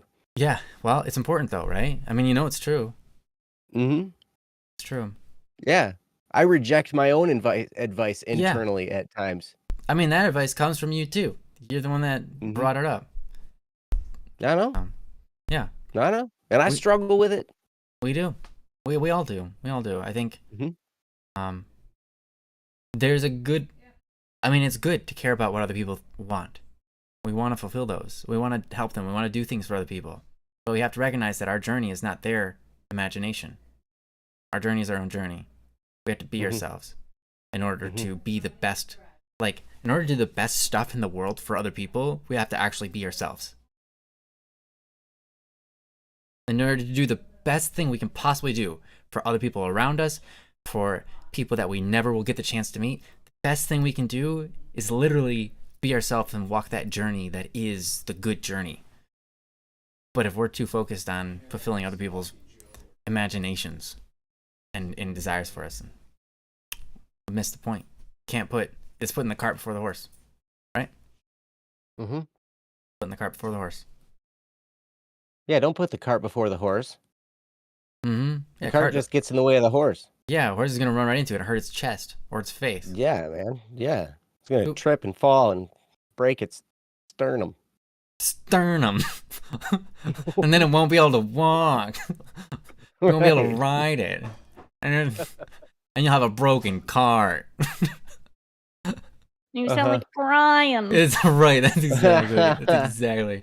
Brian Regan. Meow, you say in the chat, it's difficult to rewire my mind when all my life my parents and society is telling me otherwise. Telling me grades and stuff is most important and then getting a good paying job. You're absolutely right. You're absolutely right. And you know what? Sometimes those things can be important, but the thing is like, you know, you're not going to do that stuff well if you're in the midst of a mental breakdown. So true. You're not going to get good grades. You're not going to get a good paying job. None of that stuff is going to happen if you're stuck in this. In like, after I had my nervous breakdown, like I said, I did nothing for 6 months. No job, no grades, nothing. Because at some point there's a limit. So you're on the right track by asking about this stuff and by looking for help and trying to find help. And I would say, try and get help, professional help. It's a priority, because from there, you know, then you'll be able to do these things and do it in a way that fits you. Anyway, that's it. Awesome. Thank you so much, Meow, for this great topic. I think it's a topic that it branches out into something that we all struggle with. We appreciate, Meow, I can't tell you how much I appreciate that you're chatting with us and in the chat, so we kind of delve deeper into it. It makes a big difference. And to hear your responses and hear, honestly, there are people in this world where they complain and they tell you a problem, and there might even be someone who might give us a topic, though I don't know if we've ever had people that do this here, but like they tell you their problem, and then you go, okay, that does sound hard, maybe try this, and they immediately come with an excuse, and you say, well, why don't you try this, and they say, that'll never work, and then you try to give them another thing, and they're just like, no, that will never work because this, and this, and their mind is so set on nothing you say will work because they're having a problem, and that's the problem. And it's interesting. But what I really like is that, Meow, you are giving us explanations, but you're also trying to solve it along with us. You're actually actively engaged, and you're asking for how to solve the problem, and you're figuring out, what can I do to actually do these things, to live these things out, to incorporate these things into my life, and work through this. And I just love that. I love that, and I think it's inspiring and impressive and awesome. So thank you, Meow. You're just an amazing guy. Appreciate you so much. Yeah, thank you. Awesome. Well, I mean, sorry for spending so much time on that, guys. I guess that happens here on the show. Yeah, it's important. We went down many different roads. It was kind of like answering 2 or 3 different topics, honestly. How those long ones go. But I mean, it was 2 topics in one, technically. Yeah, essentially. It was kind of like 2 topics in one, yeah. So we did 2, we can say we did 2 topics in an hour and a half. Oof. So why don't we do another one here? This is from Saule. Saule is here. And it's great to see you. Saule, I love you. This is titled Freestyle Advice. Which is an interesting thing to topic about. Wow, that's fun. But anyhow, it is on the screen if you want to read along. Mind, please do us the honors. You have talked about many different topics, and you have shared many life lessons. Are there any topics or life lessons that you wish you could talk about that just have not yet fit into any of the other recent topics? We have had a pretty good spread of topics recently, so maybe this would be a good one for the back of the line of when we run out of topics, or when we have a bunch of similar topics, or just whenever, if someone sees this and thinks that it's a good thing to talk about. From Sole. Awesome. Thank you, Saule. Whoa. Princess has deemed this a good time to bring out the topic. Yeah, I guess so. There we go. Read and approved. Yes. Yes. That's nice. Right. Yeah, no, this is great. I guess there are certain things that, man, I'd love to talk about on the show, but most of them for me are like theological things. And this isn't a theological show. This isn't Theology Thursday. This is Don't Worry Wednesday. If it was Theology Thursday, I might be able to dive into some certain things. But yeah, but it can't be Theology Thursday because that's already a show that exists. So we can't have a show called Theology Thursday because then, we have to name it something else if we want to have a theology show. Yeah, that's true. So we'll find that out when we do that because we do want to do that at some point. Yeah. Man, life lessons. Yeah, Joe, do you have anything you wanna throw out there?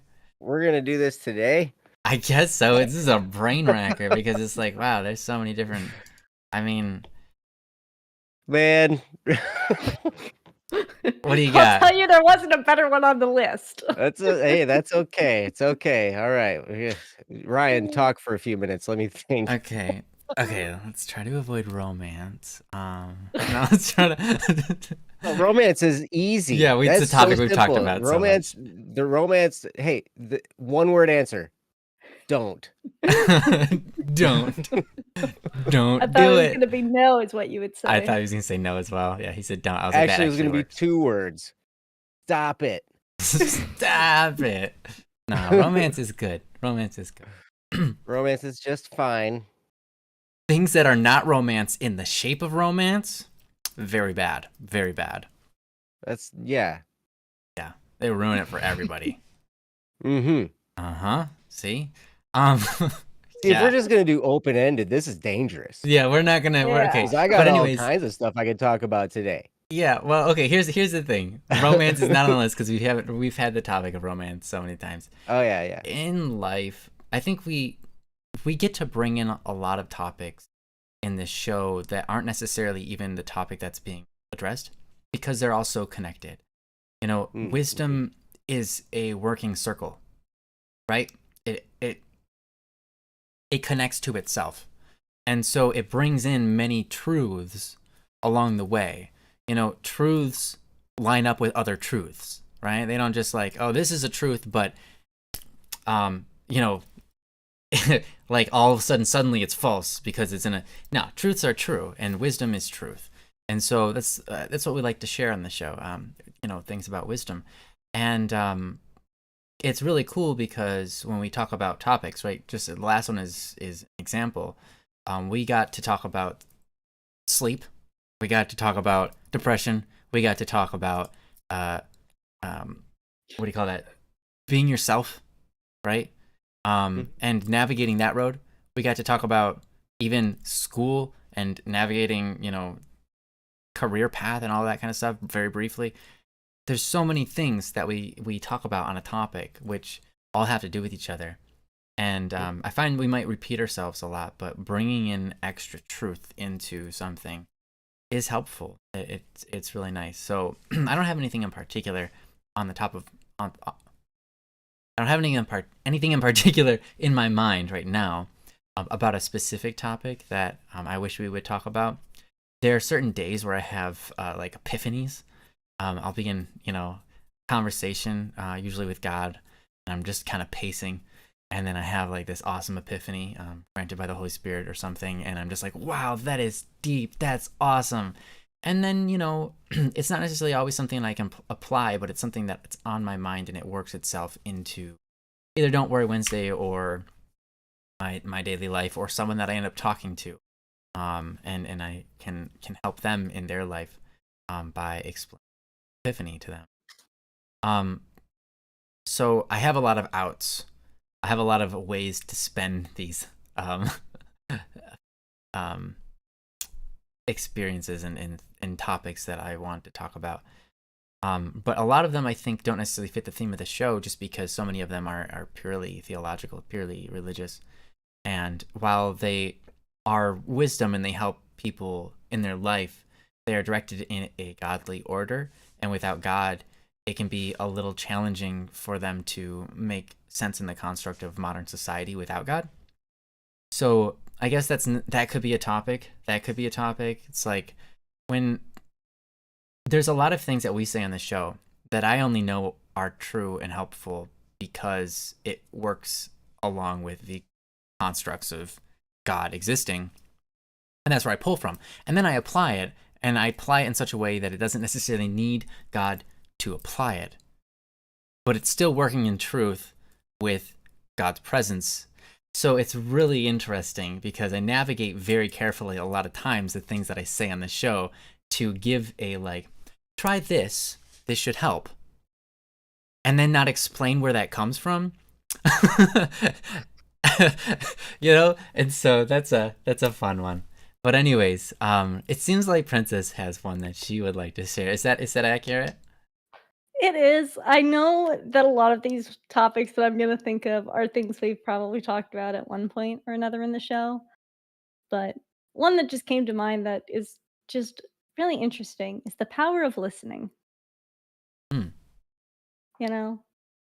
There are so many times in my life, and my life is not all that exciting, which, sometimes I hear all the other cool stories and I'm like, dang, that was dangerous, but also, man, that makes for a great life story. I don't have many of those because I'm a much more cautious individual, which is on the safer end, but also it's less exciting, which might be better, but sometimes it's not because then you don't take risks. That's You the know, power of going for it. women do have a longer life expectancy than men. Could be So that. it could be that. Honestly, I think that is part of the role, and also war and all those things. But yeah, anyways, as you were. Um, I mean, those are just the 2 bigger ones that I could think of. The power of going for it is, like, actually just doing something rather than thinking about it and then being in the backseat and then being, like, procrastinating, and all that. Mhm. where you know, might dream or you might not, or you might even just like want to dream but can't even get the ability to start dreaming. Mm. If you've ever been there before. Yeah, dream building might be a good topic that we haven't had much. Joe would be good at that. I'm not as good at that. Joe used to be really good at it. I mean, he used to power me up. That's his key word. Used to. Yeah, I know. I do want to preface that just because you haven't done it in a long time, and we haven't gone through any dream building exercises, in so long. And we also don't have to pick one topic that all of us talk about either. We could just talk as we talk. But oh yeah, for me, the power of listening, I think the biggest things is I've learned a lot of life lessons from listening. Part of it is I spent a lot of my time in my life around adults, not really around kids my own age. So maybe that's why I don't have a lot of friends my own age. You do realize you're an adult, right? Maybe I'm not quite there yet. I think you've arrived at adulthood. I think. I don't know about that. You might feel like you're still in high school or college, but you're. But again, I'm talking about when I was younger. I spent a lot of yes. time with adults when I was a kid. Back when I was the ages of, 5 to 18. I mean, there was many times I went to several wedding showers that, was many people who were at least 35 and older. There was a few other kids there, but usually they were at least 5 years younger than me. Yeah. But look, sometimes I'm speaking from the past, and when I'm speaking from the past, I'm speaking from when I was a child, not when I'm me now. Gotcha. Which is its own interesting scenario, but that's not the point. But there was one piece of advice that I remember from a wedding thing, which was, all you can give in a day is your 100%. Some days your 100% is, other days is 110%. And some of your days 100% is you got up, you made breakfast, you went to work, you didn't mess everything up, or maybe you did, but you got home and then you went to bed. And other days maybe you did that, you brought somebody lunch, you went out and you helped a friend move all their stuff, and then you went home, or all sorts of things. But every day is different, and all you can really give is your best. And so, face each day giving it your best. Yeah. Well, Princess, perfect. can you tell us a story of a starfish? And we will listen. I mean, I probably could. Let's see. Over spring break once, there was a time where we went down to the lagoon.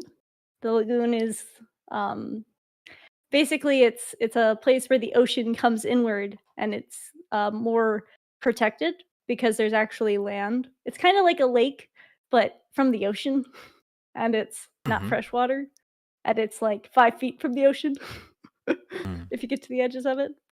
And in there is a more shallow spot that has lots of different sea creatures. Some are lovely upside down jellyfish that if you get too close or you touch them, they will sting you because they're upset that you touch them. But they're very cute. Down. They're upside down. Poor things. They're very silly. They love it. They love being upside down. If you put them right side up, they'll be like, "Oh no, I go upside down." Oh, okay. That's the way the world works. Oh, okay. Yeah, well, I guess if you're on land as a jellyfish, then it only makes sense. Yeah. But then there was a starfish. But it didn't look like a typical starfish. It had one of its legs missing. It was poor little starfish. He was just crawling on 4. But you can actually see there was a little nub where it was coming back because they can actually regrow their limbs. And then that was when my Oma, my grandma in German, told me about the special abilities of starfish. Because they can regrow themselves. And they crawl down, and in the middle of them is where their mouth is. It's this tiny little hole. And they go yum, yum, yum, yum, yum on whatever they happen to get onto. And they're very cute.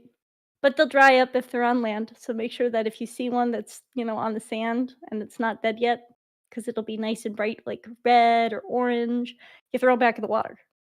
They're fine with it. They're fine if you throw them. Mhm. They much prefer that compared to drying out and becoming brown on land, and then, just laying there. Yeah, because then they can't grow their arms back. Yeah, so true. Yeah.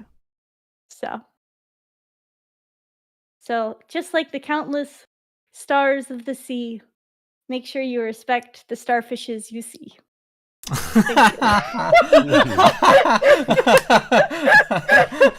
That was the moral. Oh, that's Beautiful. great. Beautiful. Beautiful. Indeed. That's great. Was that an acceptable story there for you, Tef? Was that Tef? How did I do? Yeah, that's great. Yeah, You guys probably should take a topic. yeah, so not all starfish can do this, only a select few, but some of them, if you cut their arm off, one of their legs, or it falls off, or whatever happens, it can actually grow an entire new starfish from the arm, which is incredible. Because what and where's the nutrients coming from? But it can actually do it. Somehow it stores the nutrients to actually grow an entire new mouth and then start eating and grow the rest of itself. Amazing. But yeah, that's not all starfish. There's only a couple.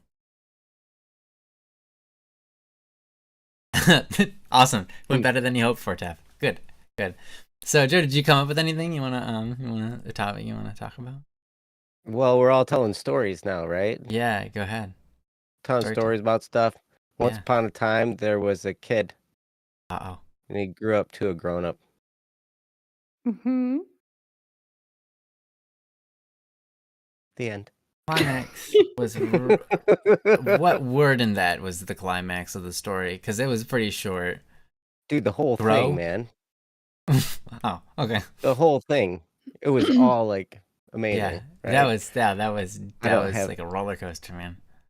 I don't know if I'm feeling all storytelling tonight. It's funny. You talk about me being good at dream building. I remember I was pretty good at dream Yeah, building. you're I good. probably still am. Yeah, have to re-counter it. Well, I can the tell only you thing- something real quick. Right now, Yeah. I need to shave because I'm starting to look Amish over here. Look at me.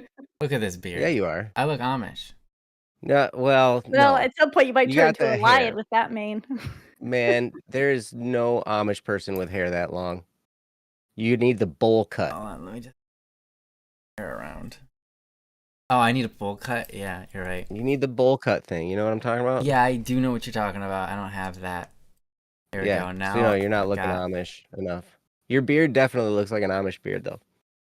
And we know this because there you go. Yeah, There now you I'm go. Amish. Yeah. Now look at you're that. total. Wow. Yes, Wow, absolutely, absolutely. It's awesome. There we go. We have a lot of Amish people around where I live. It's kind of we have a lot of those signs that have the horse and buggies on the road Yeah. because we have a lot of horse and buggy people that ride around. It's kind of fun. Yeah. I don't know, man. Topics to talk about. There's all kinds of stuff we can talk about. There's one life lesson I have learned this past year a lot. Mm. And that is, I used to be the kind of person that would figure everything out. I love learning. And I would say that's a great life lesson in and of itself. To love learning. Don't lose that love of learning. That's probably, we talked about the school system in an earlier topic. In Meow's topic, we talked about the school system and how it's kind of messed up. One of the thing that I can't stand the most about the school system is that the result generally tends to be a distaste for learning. We relegate learning to the school, the place we didn't really have a lot of fun at. And so we think learning isn't that fun, but learning is way fun. That's so true. And you can learn all kinds of great stuff. I still love to read. I love to listen and learn new things. I love to learn how to do new things. I love this stuff, right? I love learning about it. But you know what? I learned this year to never discredit the value of professional help. And I'm not just talking therapists. But that's one area, right? I mean, when you got something going on in your mind, you can't figure out how it works, don't hesitate to find a professional, somebody who knows their way around that can help you. It happens also in accounting. And that's one of the reasons why we have Joe Bohan on staff at BSS, is because there's value in knowing all the stuff about accounting, and he's a CPA, right? So he's a tremendous person and has in his heart the mission of what BSS is standing for, all the stuff that we're trying to promote with what we're doing. And that was a great, that was the real reason why we were like, okay, that was like the tipping point where we're like, yeah, this guy needs to be a part of our organization for sure. And he had that skill in accounting that we sorely needed, to make sure everything was on track. It happens in the legal realm. I was sitting next to my lawyer today. Sitting in a room. It's always unnerving to sit in a courtroom, by the way, just so you know. That's a life lesson in and of itself. If you ever have to go to court, it's always unnerving. It's always uncomfortable. Unless probably you're a lawyer and you're in there all the time. Does it count if it's something like you're just kind of stopping in because you have to refute a driving ticket? Because I've done that, different. And it's not unnerving. That's different. You're going to a clerk's desk. Yeah, I know, right? It's easy. You're not going into a room with a judge and a stenographer and okay. Right? Yeah. We're talking where you say court. Yeah, I was just thinking abroad, the courthouse. I'm not saying it's not always unnerving to go to the courthouse. Okay, yeah, but more specifically to go to court, yeah, for sure. To go to court, to sit with a judge and your attorney and have what, it was crazy. But navigating that world, holy cow, I've done it both ways before. I have gone into those situations where I have negotiated my own case, mainly because I didn't have the money to talk to have an attorney. And, and I've also now in this most recent era leaned heavily upon the advice and counsel of an attorney. And I'll tell you what, in areas that are complicated, anything to deal with law, you're dealing, and probably medicine is a big thing. It's good to talk to somebody who knows the field well.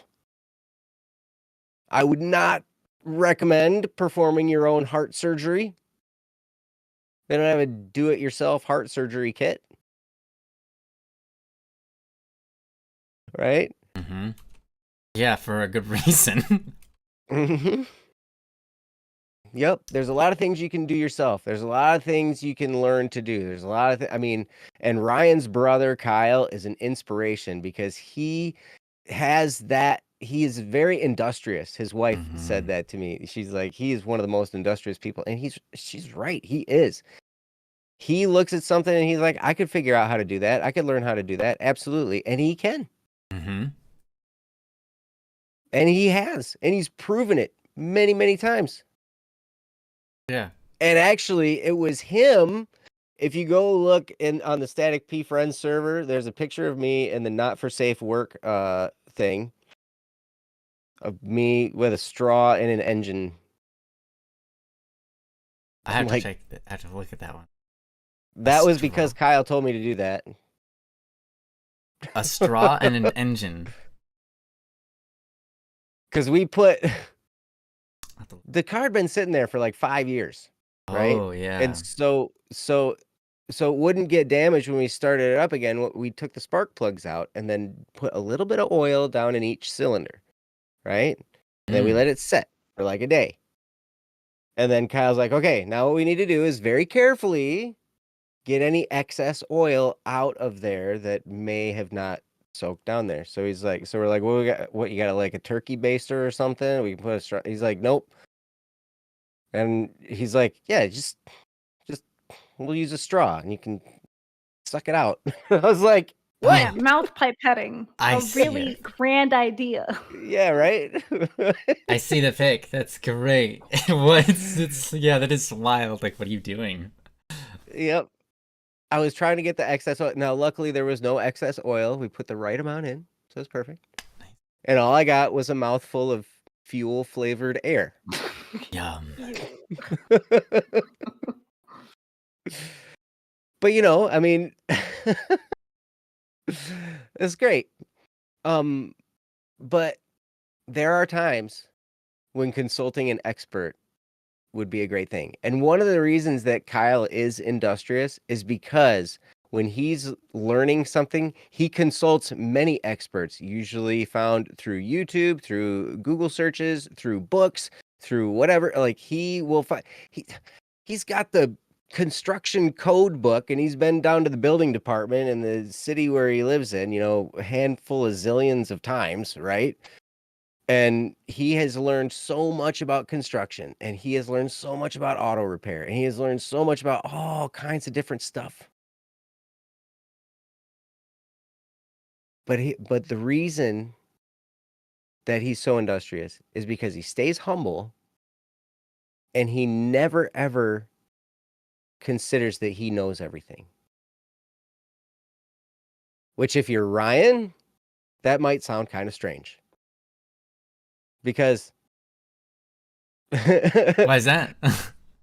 well, because I know some of the conversations you guys have, and because he's your big brother, like he may come off as, oh, well, Ryan, I know because I'm your big brother and I know more than you, and da da da da da, right? Yeah. Yeah, he kind of grew up with a I know everything problem, but he didn't, I don't think he never, of course, he never believed he knew everything. It's just that he believed he knew the right way of the things that he knew. Mm-hmm. The key is to be resourceful. The key is to know where to find the information that you need, right?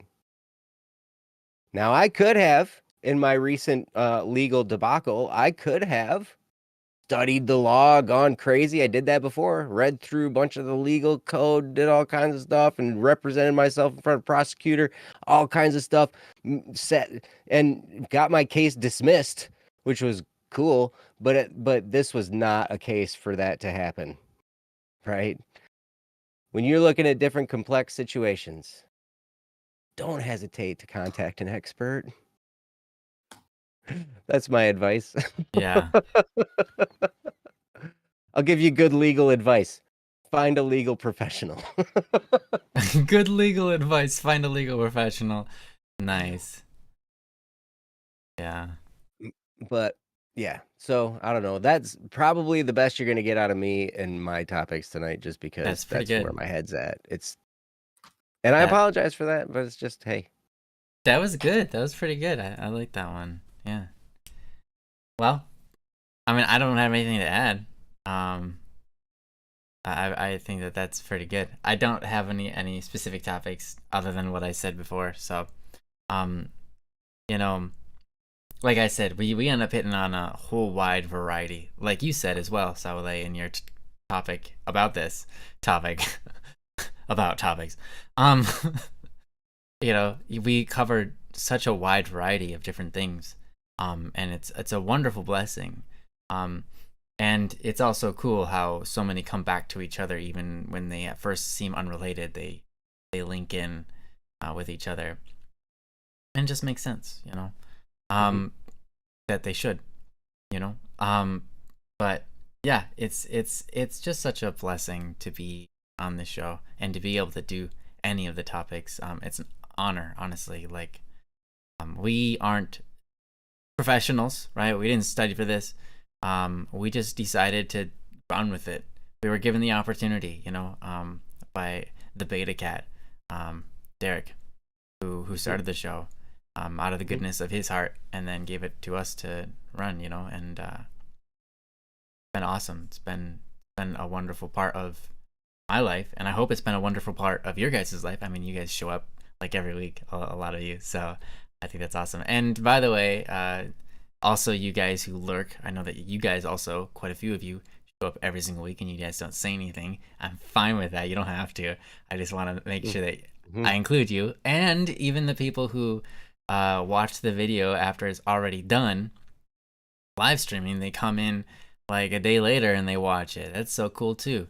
So there's a lot of people that, you know, maybe not aren't present all the time, but yeah, there's a lot of you guys that share this honor with us to be able to talk about life and talk about the topics, whether they be hard topics to conquer, you know, things that are above our heads or things that are just playful and fun. It's just so wonderful to be here with all of you guys doing this. I never, I mean, I remember growing up to some degree, like when I was in about the age that I was in college, I was thinking, you know, I'd love to be able to talk to people about things that I've learned along the way. You know, not to be like, look how smart I am. But there's so many things that we encounter in life that we want to share, that we want to be able to help other people. I remember thinking about doing live talks from stage, you know, to like thousands of people, just because I was in the environment I was in. There was leaders who were doing that, and I was like, oh man, I want to get up there. I want to be one of those people. Just because, not that I think I have a silver tongue, or because I wanted people to respect me or value me. It's just that I have a brain that is always contemplating stuff, and I think about wisdom, and I value it, and I cherish it so much, and I just like to be able to share that from stage to so many people. That would be so cool, just because, like, I don't know, I care a lot about it, and I care to help people, and that's something that's beautiful, and they've helped me.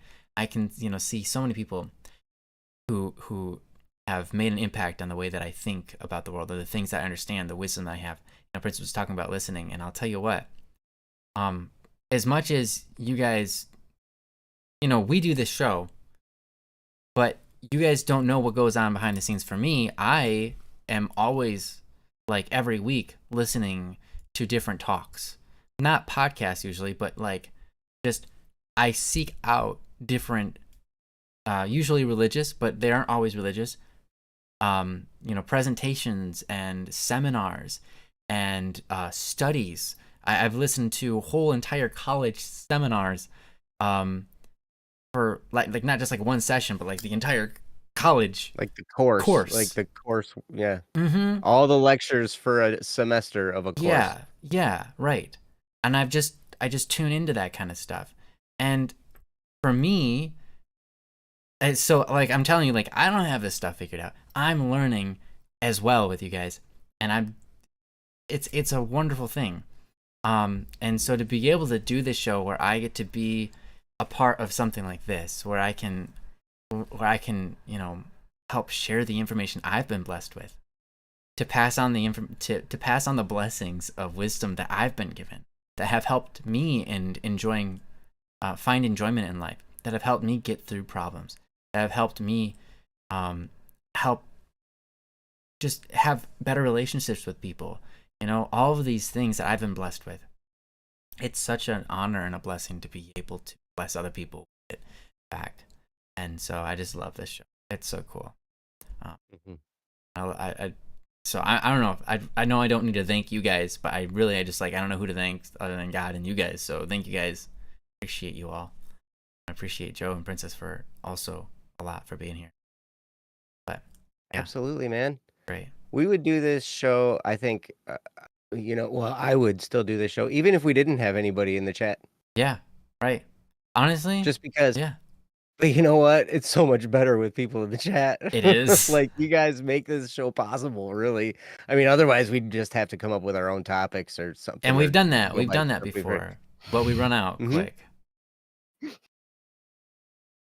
Yep. And I don't mean we've done that as into like we don't have any topics for today, but I mean before we even ran this show, we did like 10 talks, just you and I, that we recorded. Oh, it was more than that. It was like 15 or something 15? Like that. Yeah. You and I, Okay. yeah, we just had conversations about Interesting. different topics and Yeah. recorded them, and they're still there. They're still there, and they weren't topics that anyone brought to us. We just picked a topic and chat talked about it for a while. Mm-hmm.